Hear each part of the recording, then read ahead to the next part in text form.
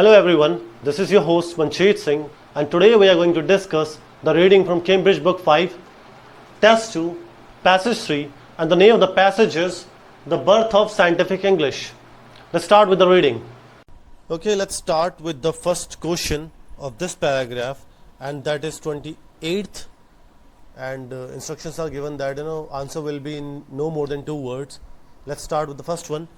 At first, the scientific language of choice remained Latin. जो scientific language थी वो क्या रखी गई थी, Latin रखी गई थी, ताकि वो अपने जो भी उनकी जो रिसर्च है उसे सीक्रेट रख सकें. जो उस समय के साइंटिस्ट थे उन्होंने इसलिए उन्होंने उसे Latin रखी. ओके, ये फर्स्ट पैरा की लास्ट 6-7 लाइन्स में है, जहाँ पे लिखा है given the prominence of scientific English today it may seem surprising that no one really knew how to write science in English. जो पहले के समय में उन्हें यही नहीं पता था कि साइंस को इंग्लिश में कैसे लिखना है. Before the 17th century, before that Latin was regarded as the lingua franca, ठीक है, फॉर यूरोपियन इंटेलेक्चुअल्स. सो जो लैटिन थी उसमें वो लैंग्वेज लिखी जाती थी, उसमें कुछ भी जो लिखा जाता था वो सबका सब लैटिन में गिवन था, लैटिन में लिखा हुआ था. और आपने देखा भी होगा जब भी आपकी साइंस की टेक्स्ट बुक पढ़ते हो तो उसमें लिखा होता है कि लैटिन नेम उस चीज़ का ये है, उसके बारे में लिखा होता है पक्का, लैटिन नेम या ग्रीक नेम ऐसा कुछ गिवन होता है हमेशा. सो वो ऐसा क्यों होता है? क्योंकि वो लैटिन में ही लिखी गई थी शुरू में. Okay, then let's move on to the 29th one. Sometimes the desire to protect ideas seem to have been stronger than the desire to communicate them. ठीक है, कई बार क्या होता है कि इसमें क्या लिखा हुआ कि डिज़ायर जो था वो अपने आइडियाज़ को प्रोटेक्ट करने का वो ज़्यादा था उनमें, कम्युनिकेट करने के बजाय. वो किन में था? वो थे particularly in case of mathematicians and doctors. तो डॉक्टर्स और मैथमेटिशियंस ऐसा करते थे बिकॉज उन्हें ये होता था कि जो उनकी रिसर्च है कोई और चोरी ना कर ले. ये क्या है? ये सेकंड पेज के ऊपर गिवन है. Second page, first column, first para, और ये लास्ट 11-12 लाइन में से, जहाँ पे लिखा है and in the mid 17th century it was common practice for mathematicians to keep their discoveries and proof secret. तो मैथमेटिशियंस क्या करते थे? अपने डिस्कवरी को सेफ रखते थे, डिस्कवरीज को, और जो प्रूफ थे उनको सबको सीक्रेट रखते थे. बाय राइटिंग दम इन साइफर में लिखते थे, इन ऑब्सक्योर लैंग्वेज और in private messages deposited in a sealed box, जो रॉयल सोसाइटी के पास होता था. ठीक है, with the Royal Society some scientist might have felt more comfortable. किसके कंफर्टेबल थे? कंफर्टेबल रहते थे वो with Latin precisely because its audience, उसकी ऑडियंस थी दो इंटरनेशनल थी, वो सोशली रिस्ट्रिक्टेड. ठीक है, उसे रिस्ट्रिक्ट किया गया था. And doctors clung the most keenly to Latin as an insider language. तो वो डॉक्टर्स भी वही चीज़ करते थे, लैटिन को ही चुनते थे. ठीक है, एज एन इनसाइडर लैंग्वेज समझते थे उसे. सो आंसर क्या है? Doctors. The next question is in Britain moreover scientists worried that English had neither the technical vocabulary nor the grammatical resources to express their ideas. Well, 17th century की बात करें तो उस समय ये चीज़ थी, क्योंकि इंग्लिश में जो टेक्निकल वोकेबुलरी नहीं थी, जो आज जो भी सब्सटेंस, जो एलिमेंट्स जो खोजे गए थे साइंटिस्ट के द्वारा, उनके बारे में कोई भी टेक्निकल वोकेबुलरी नहीं थी इंग्लिश में, गिवन नहीं थी, ना कोई ग्रामेटिकल रिसोर्सेज थे. ये सब बाद में डेवलप हुए हैं. सो ये जो आंसर गिवन है ये भी सेकंड पेज के फर्स्ट कॉलम के सेकंड पैरा में गिवन है. दोनों एक साथ ही गिवन है, 30 and 31. ओके, फर्स्ट लाइन से a third reason why the writing of original science in English was delayed. क्यों डिले हुई? May have been to do with the linguistic inadequacy of English. ठीक है, वो मतलब कंपैटिबिलिटी नहीं थी उस समय. In the early modern period English was not well equipped to deal with scientific argument.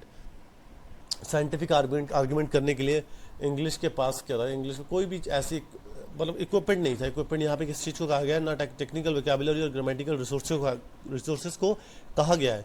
And it lack the necessary technical vocabulary, जो कि 30th का आंसर है. And second, it lack the grammatical resources, जो कि बहुत ज़रूरी होते हैं सेंटेंस फॉर्म करने के लिए.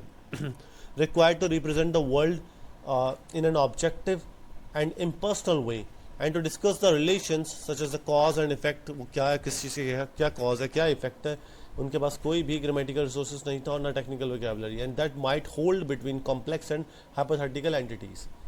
सो इसके वजह से वो सब कुछ लैक कर रहे थे. सो 30-31 का आंसर क्या है? Technical vocabulary and grammatical resources. Next one. This situation only changed after 1660, when scientists associated with the Royal Society, ठीक है, set about developing English.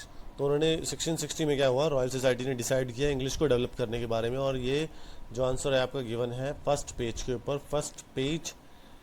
And ये जो गिवन है फर्स्ट पेज सेकंड कॉलम के फर्स्ट लाइन से हम पढ़ लें. ठीक है, सॉरी मैंने इसे मार्क नहीं किया हुआ, यहाँ पे गलत मार्क किया हुआ है. नेक्स्ट पेज पे, England was one of the first countries where scientists adopted and publicized Copernican ideas with enthusiasm, and some of these scholars, including two with the interest in languages, John Wallis and John Wilkins, helped found the Royal Society. इन दोनों ने मतलब royal society को found करने में help की, जिनके पास वो अपने सीक्रेट रखते थे साइंटिस्ट. ठीक है, in 1660 in order to promote empirical scientific research. ठीक है, ताकि एम्पेरिकल साइंटिफिक रिसर्च को आगे बढ़ा सके. ये इंग्लैंड में था. और ये नेक्स्ट पेज पे इसके आगे गिवन है, ये जो यहाँ से है. ठीक है, फर्स्ट लाइन से ही है सेकंड कॉलम में. Fortunately, several members of Royal Society possessed an interest in language and became engaged in various linguistic projects. And although a proposal in 1664 to establish a committee for improving the English language came to little. ठीक है, यहाँ पे आई कि improve कर सके. And the society's members did a great deal to foster the publications of science and English. ठीक है, science को इंग्लिश में डेवलप कर रहे थे एंड एनकरेज कर रहे थे. The development of a suitable writing style and many members of the Royal society also published monographs in English. तो उन्होंने मोनोग्राफ्स को भी पब्लिश किया रॉयल सोसाइटी के. ठीक है, इंग्लिश में. सो आंसर क्या है? Royal society. Okay, the next one, the 33rd. Okay, although English was then overtaken by German, okay, उसके बाद वो overtake कर ली गई जर्मन के द्वारा. It developed again in 19th century, direct the results of industrial revolution. जो results थे industrial revolution के, उसकी वजह से ऐसा हुआ. Okay, ये जो है ये बिल्कुल लास्ट पैरे में है सेकंड पेज के. फर्स्ट लाइन से पढ़ लेते हैं. जहाँ पे लिखा था 17th century was the formative period in the establishment of scientific English, and in the following century much of this momentum was lost. क्यों momentum lost हो गया था? Because जर्मन ने establish कर लिया था, overtake कर लिया था itself as the leading European language of science. ठीक है, ये यूरोप की सबसे ज़्यादा अच्छी मतलब फेमस लैंग्वेज बन चुकी थी जर्मन. ठीक है, ओवरटेक कर लिया था इसने. यहाँ पे ये गिवन है. ओके, और जो नेक्स्ट वन है इंडस्ट्रियल रेवोल्यूशन, वो इसके उसके बाद में आई, उसके बारे में भी लिखा है. आगे पढ़ते हैं. Okay, it is estimated that the end of the 18th century 401 German scientific journals had been established as opposed to 96 in France. जो 96 फ्रांस में गिवन थे और 50 इंग्लैंड में थे. तो जर्मन में 401 थे, तो उसका नंबर ज़्यादा था उसमें, काफ़ी ज़्यादा है ना. तो ये फेमस था. However in the 19th century क्या हुआ? Scientific English again enjoyed substantial lexical growth. तो उसमें बहुत ही ज़्यादा लेक्सिकल ग्रोथ आई. ठीक है, उन्होंने वोकैबुलरी को डेवलप किया. As the industrial revolution created the need for new technical vocabulary. Industrial revolution ने, ठीक है, नीड क्रिएट की ताकि वो टेक्निकल वोकैबुलरी को डेवलप कर सके एंड स्पेशलाइज्ड प्रोफेशनल सोसाइटीज़ में इंस्टीट्यूटेड प्रमोट कर सकें, पब्लिश कर सकें न्यू डिसिप्लिन्स में. सो आंसर क्या है? Industrial revolution. Okay, let's move on to the 35th.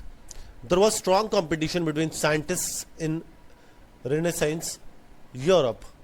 No, यहाँ पे कहीं पे गिवन नहीं है कि उनमें कंपटीशन काफ़ी स्ट्रॉन्ग था इस पीरियड में.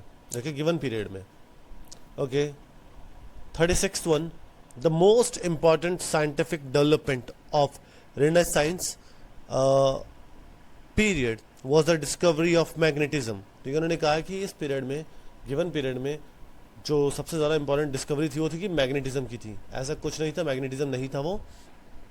ओके, अगर हम ये फर्स्ट पेज पे पढ़े, फर्स्ट पेज के फर्स्ट कॉलम के सेकंड पैरा में पढ़े, जहाँ पे लिखा है such expansion which was to take the English language west to America and east to India was supported by scientific development such as a discovery of magnetism. कह रहे हैं ना, development is discovery of magnetism and hence the invention of the compass, उसकी वजह से ही हुआ, compass खोजा गया मैग्नेटिज्म की वजह से। And improvements in cartography, cartography होता है आई थिंक मैप को पढ़ने के बारे में होता है कि मैप कैसे पढ़ते हैं या बनाते हैं। And perhaps the most important scientific जो most important scientific revolution of them all वो क्या था, the new theories of astronomy के बारे में and the movements of earth, ठीक है, स्टार्स के बारे में पढ़ना, अर्थ की मूवमेंट के बारे में पढ़ना in relation to the planets and stars, developed by Copernicus, ठीक है, 1473 एंड 1543 के बीच में। Okay, the next question is 37, okay sorry 36 जो है फॉल्स है, और बता चुका हूँ कैसे। मैग्नेटिज्म वो सबसे इंपॉर्टेंट नहीं था, इंपॉर्टेंट था एस्ट्रोनॉमी के बारे में, ठीक है, और एक और चीज़ जो गिवन थी। 37th, in 17th century Britain, leading thinkers combined their interest in science with an interest in how to express ideas. 17th century में जो ब्रिटेन के लीडिंग थिंकर्स थे उन्होंने कंबाइन किया अपने इंटरेस्ट को साइंस को किस चीज़ के साथ, अपने आइडियाज़ को, ठीक है, एक्सप्रेस करने के बारे में, तो उन्होंने उसको उसके साथ लिंक किया। और तो 37 है आपका, वो गिवन है I think on the second page, sorry 37th page, second last para. In 1665 a new scientific journal, Philosophical Transactions, was inaugurated and perhaps the first international English language scientific journal जो create किया गया, it encouraged, क्या encourage किया गया, ताकि new जनरी of scientific writing को समझ सकें, ठीक है, encourage कर सकें, and that of short focused accounts of particular experiments, जो शॉर्ट फोकस्ड अकाउंट्स हैं उनके लिए पर्टिकुलर एक्सपेरिमेंट्स के बारे में। तो क्या है ये इन्होंने डेवलप किया 17th सेंचुरी में, लीडिंग थिंकर्स ने कंबाइन किया अपने इंटरेस्ट को किस चीज़ के बारे में, ताकि अपने आइडियाज़ को एक्सप्रेस कर सकें, ठीक है, उन्होंने इंटरेस्ट दिखाया उसमें। Okay, let's move on to the 38th one, that these are the Philips, okay, 2 words answer है। एंड यहाँ पे क्या है, science return in the first half of the 17th century, उसके बारे में लिखा है। लैंग्वेज यूज़ क्या हुई थी, लैटिन और इंग्लिश हुई थी। टाइप्स ऑफ साइंस क्या थी, एक ओरिजिनल थी, एक पॉपुलर थी। ओरिजिनल क्या थी, लैटिन, और पॉपुलर क्या थी, इंग्लिश।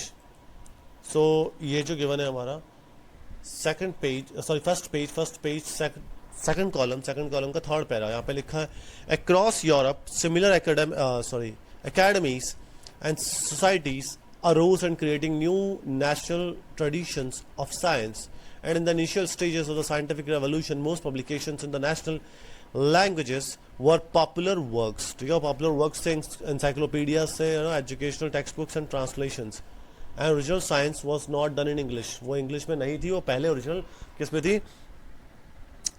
लैटिन में थी। और यहाँ पे जो बात कर रहे हैं पॉपुलर क्या थी, वो इंग्लिश थी, यहाँ पे आंसर गिवन है, ठीक है। सो आंसर जो है हमारा ये पॉपुलर है कौन सी, इंग्लिश। एग्जाम्पल्स क्या है, लैटिन प्रिंसिपिया और द प्रिंसिपिया जो यूज़ किया गया था, ये यूज़ किया था आई थिंक न्यूटन ने, ठीक है, और उसके बाद में इंग्लिश में एनसाइक्लोपीडियाज तैयार किए गए उसके, और ये जो है वहीं पर ही गिवन है। अगर हम पढ़ें सेम जगह same location, okay, first page second column third para की लास्ट 5 लाइन्स यहाँ पे लिखा, for example Newton published his mathematical treatise, जो उसमें लिखे गए थे नोन एज प्रिंसिपिया, वो लैटिन में किया उसने, ओके, लैटिन में था, but published his later work on the properties of light, जो हम ऑप्टिक्स के बारे में पढ़ते हैं, प्लस से स्टार्ट कर देते हैं, मेनली पहले से स्टार्ट हो जाता है लेंसेज के बारे में, ओके, वो कहाँ पे है, वो किस में लिखा था उसने, इंग्लिश लैंग्वेज में लिखा था। सो जो इंसाइक्लोपीडियाज उसने बाद में जो इन्फॉर्मेशन जो लिखी थी वो डिस्क्राइब की थी इंसाइक्लोपीडियाज, वो इंग्लिश में, ओके। टारगेट ऑडियंस क्या थी, इंटरनेशनल स्कॉलर्स थे, लैटिन जो यूज़ करते थे कि स्कॉलर्स ही समझ सकें उसे, बट जो इंग्लिश थी उसने क्या किया, उसने लोकल और लोकल ऑडियंस को, जो भी सभी आंसर है इसमें, ठीक है, उन्हें रखा सोशली वाइडर, उन्होंने समझा कि वो भी समझ सकें, उनकी लैंग्वेज को आसान कर दिया लिखने में, समझने में, ओके। तो ये क्या है, ये फर्स्ट पेज का last para, very last para second column में, उसकी 4th लाइन पढ़िए, यहाँ पे लिखा है Latin was suitable for an international audience of scholars and whereas English reached a socially wider but more local audience. Latin क्या था, उन्होंने स्कॉलर्स के लिए यूज़ की, और इंग्लिश क्या थी, वो सोशली वाइडर और बट मोर लोकल ऑडियंस के लिए लिखा गया था, and hence popular science was written in English. Popular science किस में लिखी गई थी? इंग्लिश में लिखी गई थी। सो आंसर क्या है? लोकल ऑडियंस या more local audience. And I hope कि आपको रीडिंग समझ में आई होगी। अगर आपको समझ में आई तो प्लीज़ इसे लाइक कीजिएगा, शेयर करिएगा, सब्सक्राइब कीजिएगा। Thank you.